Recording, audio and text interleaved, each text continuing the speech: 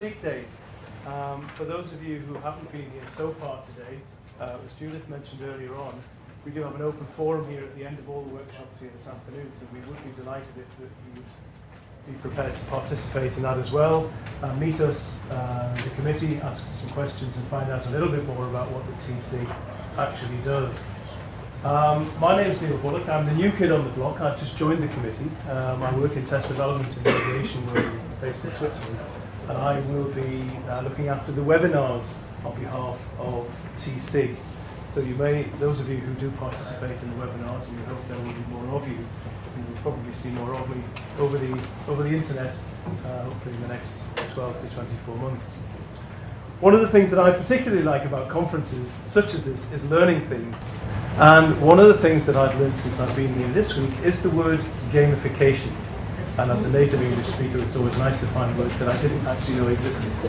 And so, with that, I'd like to present our speaker this afternoon, who will explain all about what that actually means. Christian Lee. Thank you. Thank you, everyone. I'm going to begin with a show of hands, and this is a talk, not a workshop, so this is the only interactivity you get. Sorry. Who's here to learn more about gamification rather than testing? And who's here for the testing side of things and they don't really care about the gamification? Fantastic. That's exactly the way I'm just about to set up my talk. No. I'm going to be talking about test preparation because that's what I do. I've talked about, I've been in test prep for about 18 years as a teacher educator, as a writer, curriculum developer, and so on. So that's really my background. But I've come to gamification a few years ago, and I think there's some interesting things that gamification can do for the test prep. But to be honest, everything I'm going to say, even though I'm going to talk about tests, is relevant, I think, to any teaching situation. So if you're falling asleep with the test stuff, just to remember that it could possibly be applied to anything else. I'm going to try and cover 4 things today. The first one is that I'm going to introduce gamification. That's a 30-minute talk, so I'm going to go through fairly quickly, and necessarily I'm going to simplify a little bit, all right? If we'd had 45 minutes, I would have gamified this workshop, but you're lucky. I don't have 45 minutes, so I didn't, so that's good news, okay? The second thing I would like to do is I'll discuss some of the pros and cons for test classes. Again, these pros and cons could apply to any class. It doesn't have to be specific to testing, but that's my focus, so that's what I'm going to give you. I'll give you some gamified test prep activities. There are quite a few English tests out there. I'm sure there's some thought bubbles going off, way too many, and yes, I would probably agree with you. And because there are so many different tests, I didn't want to give you a specific activity for this is for IELTS, so this will work for FCE, because I wasn't sure that was going to be particularly helpful. So what I've tried to do is come up with activities that are essentially universal. Regardless of which test you teach, they should work. You may need to adapt before you can adopt, but I think we're used to doing that anyway. And because they're fairly universal, you should be able to apply them to any class in which you do some reading, or some listening, or some speaking, or some writing. And those are fairly common skills in English classes, I've been led to believe. So hopefully they'll be useful. If there's time, I will also give you some resources, a couple of websites and a few books that you might want to look at. If there isn't time, and there may not be, I'll certainly make these slides available to anybody who wants them. That my email address will be at the end, and you can just send me an email and say, oi, give me the slides. I'll do that. You can also pick up my business card and again say, oi, give me the slides. You don't have to use oi. So an introduction. Despite its name, gamification is not simply about playing games. It's games related, particularly video games. That's where the term came from. But it's not about playing games. And that's kind of important, especially in terms of test classes. So there are a lot of definitions you can find on the internet, and I'm one of those people who doesn't like to cite other people. I like to come up with my own sort of working definition, and I think for a 30-minute talk, that's okay, right? Yeah, okay, nobody's saying no, so I think I'm good. I'm going to be talking about gamification as the deliberate and principled use of game elements and game mechanics in non-game situations. Now, I spent a few years, too many years at university doing a master's and starting a PhD. And pretty much the only thing I took away from that is that if you want to sound really smart, you talk about 2 things that are really, really similar, game elements and game mechanics, and then you describe them as being completely different. so that people think, oh, he's really smart. He knows the difference between game elements and game mechanics. Game elements, game mechanics. Let's talk about these in a little bit more detail. There is clearly some overlap. But when I talk about game elements, I mean the things that games have that make them games. So lives, goals, levels, points, teams, quests, bonuses, and leaderboards. You can think of more, but most games have some or all of these elements. All right? Take Space Invaders, for example. You've got lives, you've got goals, shoot the aliens, you've got levels. Each time you clear the level, it gets faster. You've got points, not so many in my case because I'm a bit cack-handed, but a few. No teams, no quests, but bonuses, you shoot the saucer, and leaderboards, the high score. And this is where I always curse my father for calling me Christian rather than Tom, because the old high scores, you only had 3 letters. And I'm like, I only got a high score like twice, but I was always disappointed that I wasn't called Tom, or I don't know, some other name with only 3 letters. Jim, thank you. Bob. That's game elements. Now, game mechanics are the things that structure the game, that allow the game to move forward, to progress, to reach an end state. And yes, I know they're really similar. I'm sorry, I just had to do something to make it sound different. So, game mechanics. Games need rules. Games need challenges. There's an element of competition in any game, otherwise it's not as inherently interesting. The competition may be against others in terms of teams, or it's often against yourself, trying to beat your high score or do better. There's often an element of chance or randomness in a game. There's usually some feedback. Turn-taking is a very, very common mechanic in a game that allows the game to move forward. Accumulation, collecting things, acquiring things in order to achieve a win state, success or failure. So these are some of the mechanics that we often find in games. And again, you can probably think of some more. And I'm not trying to make this into this is really what gamification is. I'm just giving you a sort of a quick and simple definition. There's a lot more that we probably could say, but I want to get on and talk about the pros and cons of gamification. I've met what I think is a surprising number of people, and I realize by saying that I may be, sort of essentially criticizing you for not knowing about gamification. I'm sorry, I'm not doing that. That was a really bad time to take a drink, wasn't it? Because I've just criticized you and now I'm about... Anyway. I live in Canada. You obviously can tell from the accent. And in North America, gamification is a pretty big deal. It's very, very common in business. It's very common in training. And so for me, gamification was something that was sort of out there in the ether for ELT. And I went to the TESOL conference in Toronto this year. My publishers very kindly paid for me to go all the way from Midtown to downtown. I was like, yeah, thanks guys, that's really like $2. And there were lots and lots and lots of talks about gamification. So I was really glad I didn't present a proposal about gamification there, but I was really worried that I'd come here and find that there's a lot of other talks. But fortunately, it's just me and Elena, I think. So we're now the gamification SIG. Pros and cons. Gamification has a lot of benefits, and there's a lot of research that shows, on the whole, gamification does have these benefits. I didn't want to bore you with the citations. That's not because I didn't do them. I just wanted to sort of give you a sense. So gamification, the research shows that gamification fosters learning. And, we're teachers, so we want people to learn. Gamification adds enjoyment to our classes, and I think we've all heard that, when the class is fun, people are going to learn more. It raises motivation. Clearly a good thing in many contexts. It influences behavior, could be positive, could be negative, and it brings world peace. The research on this last one is a little bit iffy, all right? So I'm not 100% sure about putting this in, so perhaps we'll change that to promotes engagement. There's a little bit more research there.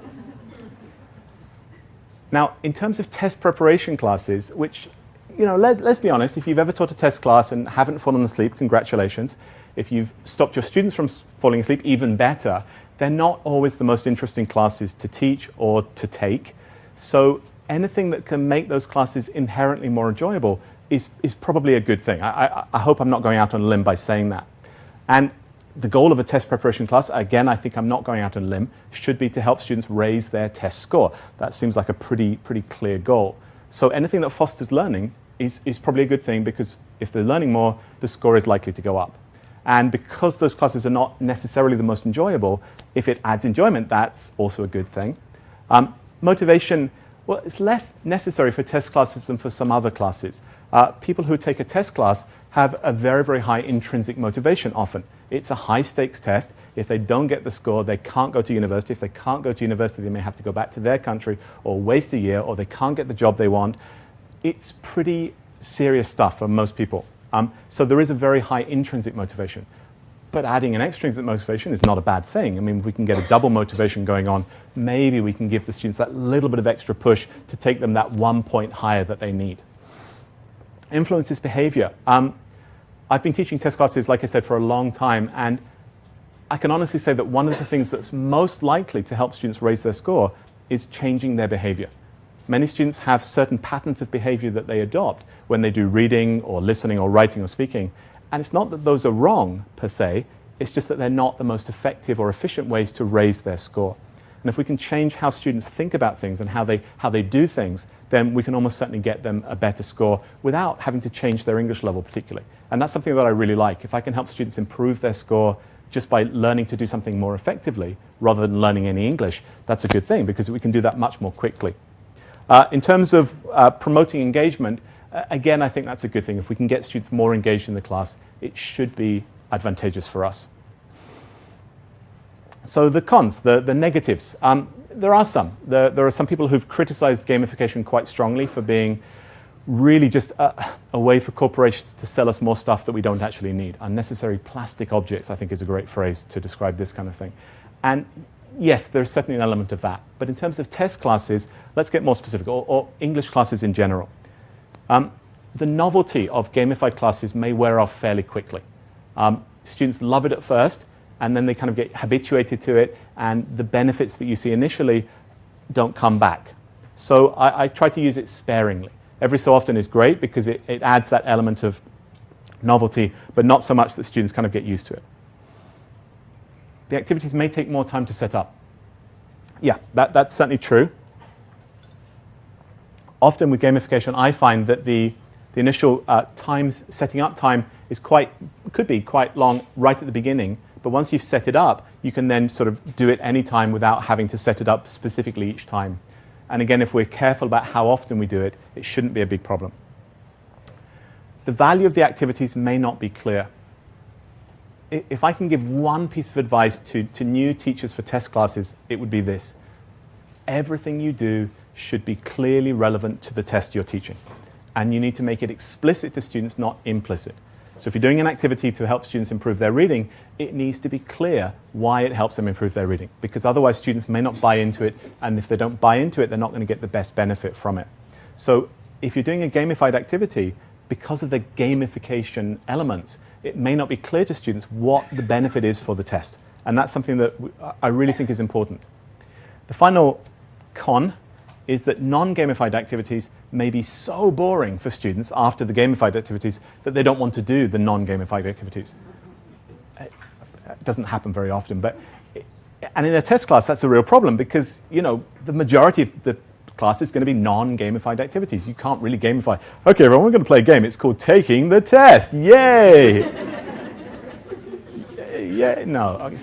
So it all comes back to sort of like being deliberate and being principled. You're not going to do this all the time. You just use it from time to time. I strongly believe that the positives clearly outweigh the negatives. And I'm going to try and share with you now some gamified activities for test preparation. As I mentioned earlier, I'm not going to try and give you a specific activity for FCE or IELTS. I'm going to try and give you general activities. And I hope that these are activities that you'll be able to use. And in addition to that sort of general activities, I've tried to come up with activities that solve a problem. Because in test classes, often the difference between a good score and a bad score is a problem. There's a hurdle, there's an obstacle, something that students have trouble with, and I'm going to try and solve those problems. And these problems are things that I've learned based on sort of many years of teaching test classes. So before we get onto those activities, I want to come back to two things that we mentioned earlier, being deliberate and being principled when it comes to tests.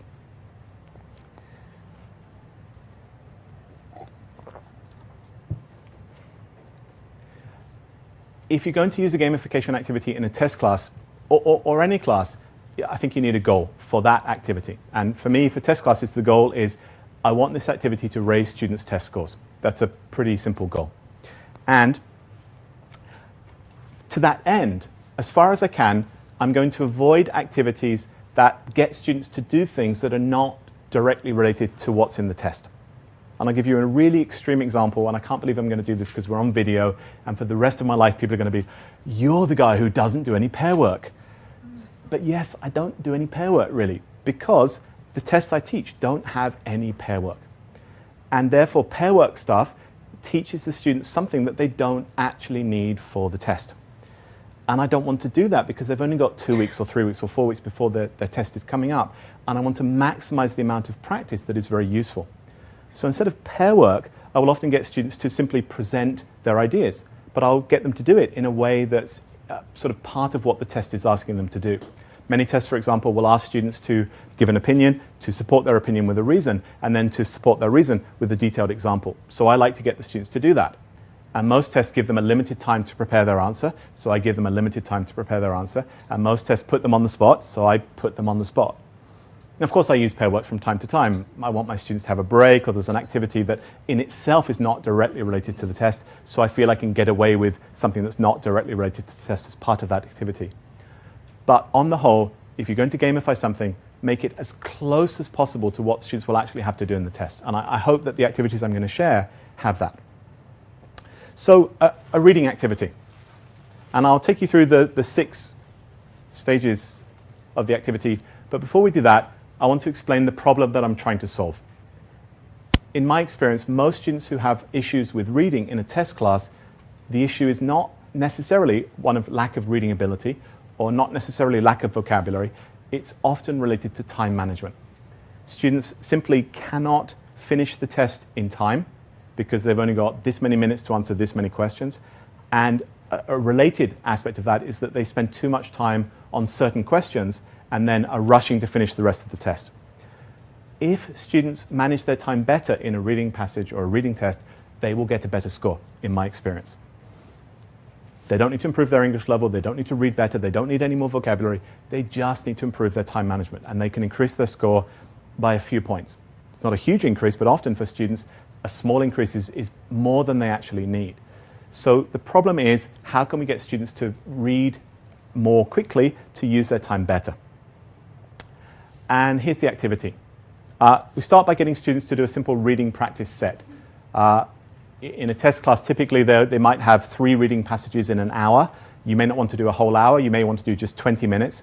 You give them the reading set, you give them the time, and you say go, like you would do in any other test class. And then you use that time when the students are working to categorize the questions in the test. And you categorize the questions as easy, as medium, or as hard, relatively speaking, all right? I mean, there's no easy questions in IELTS, for example, but relative to the other questions, this one's a little bit easier, this one's a little bit harder. And you can base that categorization on your innate sense of questionality as a teacher, or the fact that you've done this test a million times before and you know the questions like the back of your hand and you know which ones are easy and which ones are medium and which ones are hard. You categorize those questions, which shouldn't take you that long. Then you monitor your students. You make a note of the students who finished early, and when time's up, you say, time's up. I probably didn't need to tell you that part. And then you give students scores. You give them some points based on when they finished. If they finished more than 1 minute early, 3 points. If they finished between 1 minute and 30 seconds early, 2 points. If they finished in the final 30 seconds, 1 point. The bonus here is getting students to realize that finishing early is probably a good thing. Now, I don't want them to finish too early, because then they're almost certainly rushing through to try and get those bonus points, and they're not really taking care to answer the questions correctly. So I wouldn't give 10, you finished 10 minutes early, that's great, 100 bonus points, because everybody will finish 10 minutes early, and it defeats the exercise. And then you take up the answers to the questions in your usual way, however you want to do that. And if the students get the answers right, you give them some points. And it's 1 point for an easy question, because they're pretty easy, they don't get many points. 2 points for a medium question, and 3 points for a hard question. So far, pretty straightforward. And then you start deducting points. But you do this sort of a flipped way.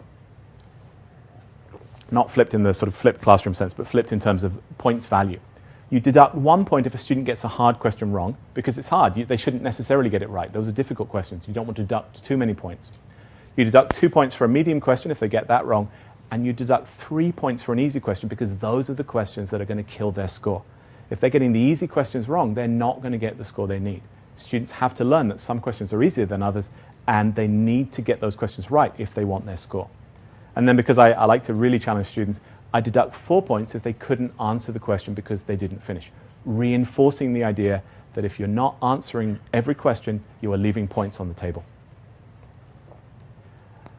Then I like to get into some demand high stuff. I like to challenge students, and I make sure that as I go around the class, every student will get a demand high challenge question that's appropriate to their level, and that I'll give bonus points for correct answers to those demand high challenges.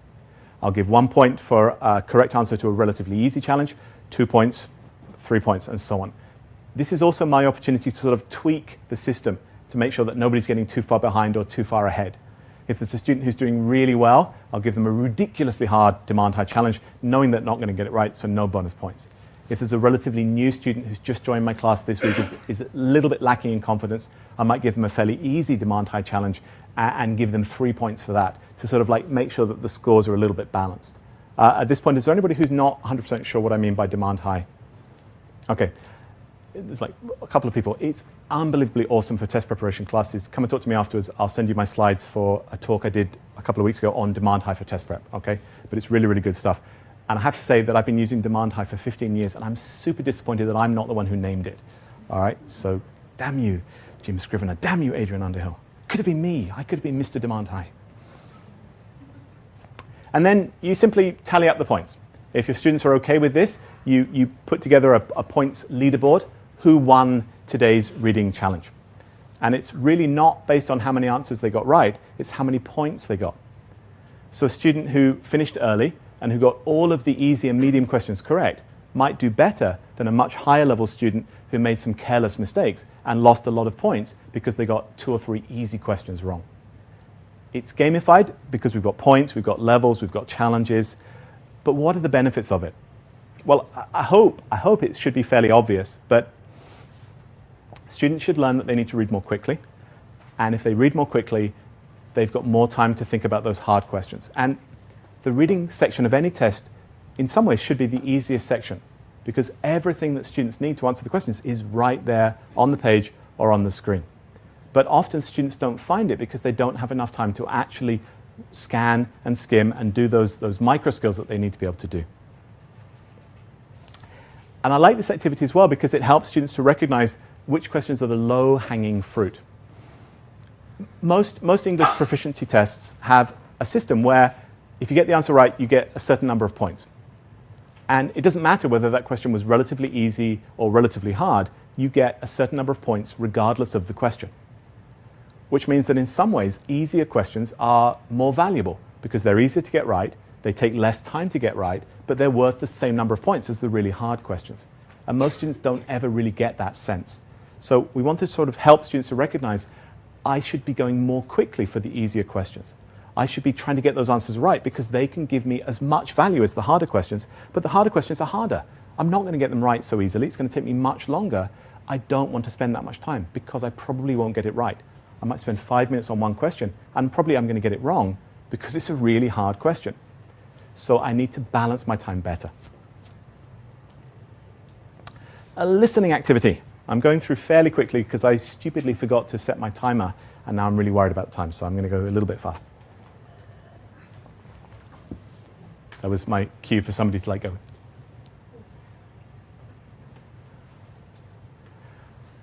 It's fine. No, it's fine. I'm okay. Listening.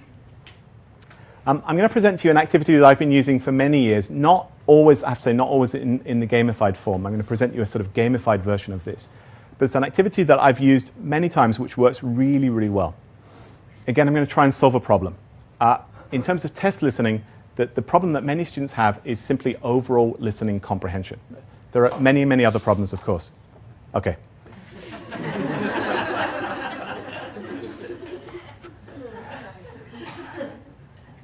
If students can improve their overall listening comprehension, that's going to be a good thing. And they struggle because in a test, the listening is often longer.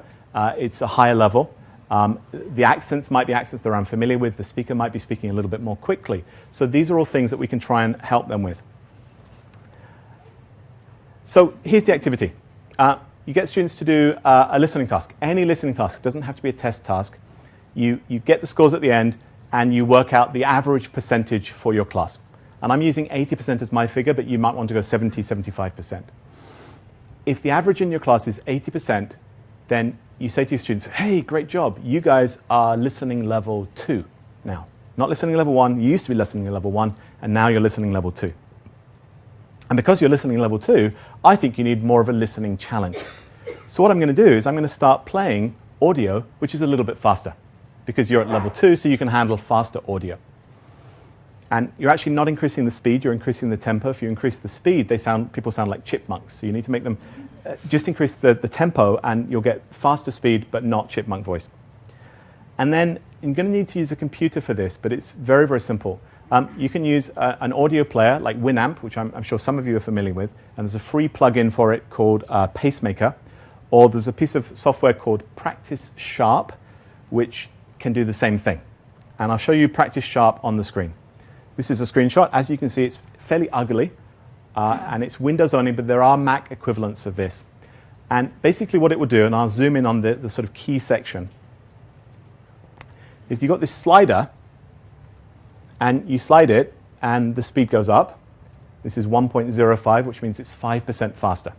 Or you can slide it down if you want to give the students a little bit of a break, and you can get it at 1%, 100% or 95%, so a little bit slower. And simply using this software to play the audio means that on the fly, you can just increase the speed. So if the students are level 2, they go 5% faster. Level 3, 10% faster. Level 4, 15% faster. And they hate it because it's more difficult. But it takes maybe a week or 2 to get back to that previous level. And then you go up again, and then you go up again, and then you go up again if you can. And by the end, the students are actually getting the same scores, 80%, but it's 25% faster. And then you go back to normal speed, and everything sounds so slow. And your students are like, I've got so much more time. They don't have any more time, but they feel like they do. Their comprehension is immeasurably better because they've been able to process it at 25% faster. And now they're processing at normal speed, and it means they've got all this extra power. This is probably not important. I've heard that before. That's going to be important. And their scores are going to get better. The other thing I like about this activity is that most test preparation books don't quite get the audio speed right. The audio in the books is a little bit too slow, or sometimes a little bit too fast. Okay, I need to actually move it this way now. So it's a really nice activity, and I hope the benefits are obvious. You just explain them to students as usual. If they can get better, they're going to do well. Why is it gamified? Well, you can challenge your students. You can say to them, now let's try and get to listening level 5, or the best group I've ever had was at listening level 4, and then you guys can probably get to listening level 5, so let's try and do that. It's not particularly gamified, but it adds this element of challenge, of competition, and of fun to try and get better, and I think it has a really, really good pedagogical value for students. So, I've already gone through this. Speaking of writing, we're going to have to go really quickly here. Students give disorganized responses. They don't have good ideas. They fail to come up with good reasons. The reason that they're not actually able to come up with good ideas. In most speaking and writing tasks, students have to present an opinion with a reason and with details and examples. And I'm probably not going to have time to show you everything. So I'll just sort of summarize this for you. There are certain reasons that I like to call stock reasons or universal reasons. And I'll give you 2 very simple ones, money and time. The vast majority of questions that come up in a speaking test or a writing test, you can connect to the ideas of money and time. And students don't know that. They always try and come up with these incredibly complicated reasons for their opinion about something. But if they come back to simple things like money and time, they can use the language that they have. They don't have to talk about advanced level vocabulary. And so what I would do is I would get students to simply use these reasons again and again. All right? You always use the word money. You always use, sorry, not the word, the idea. So making money, spending money, saving money, something cheap, something expensive. And every time they use one of those ideas in a speech or in a writing task, they get some bonus points.